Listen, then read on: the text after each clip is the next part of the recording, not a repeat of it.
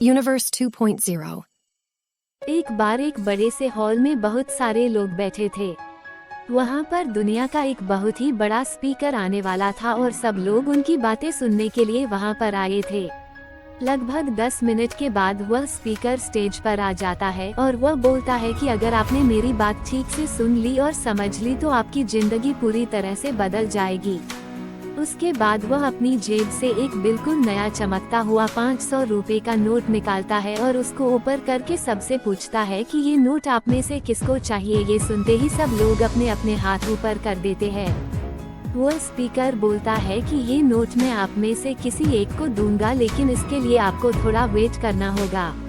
अब वो स्पीकर उस नोट को अपनी मुट्ठी में बंद कर लेता है और थोड़ी देर तक उसको मसलता है। अब उस नए नोट में सल पड़ जाते हैं और वह थोड़ा पुराना सा दिखने लगता है और वह एक किनारे से थोड़ा फट भी जाता है।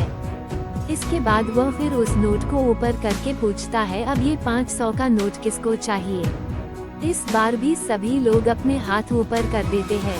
तब स्पीकर ने उस नोट को जमीन पर गिरा दिया और उस नोट पर 3-4 बार पैर रख दिया। इससे नोट और भी पुराना हो गया और उस पर थोड़ी मिट्टी भी लग गई थी।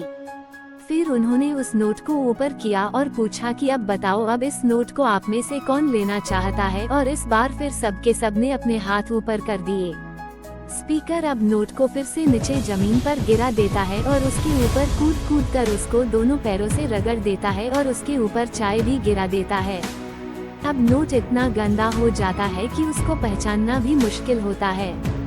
कोई भी उस नोट को देखता तो यही बोलता कि अब ये सिर्फ एक गंदा कागज का टुकड़ा है, अब ये बेकार है, इस दुनिया में इसकी कोई वैल्यू नहीं है। स्पीकर ने एक बार फिर उस नोट को उठाया और ऊपर करके सबसे पूछा, अब इस नोट को कौन लेना चाहता है। और इस बार भी सबके सबने अपने हाथ ऊपर कर दिए। कितना भी गंदा पुराना मिट्टी में सना हुआ चाय का दाग लगा हुआ हो, लेकिन अभी भी वह 500 रुपए का नोट ही था। जिंदगी कई बार बड़े बड़े झटके देती है। आप एग्जाम में फेल हो जाते हो या जॉब के इंटरव्यू के बाद आपका सिलेक्शन नहीं होता।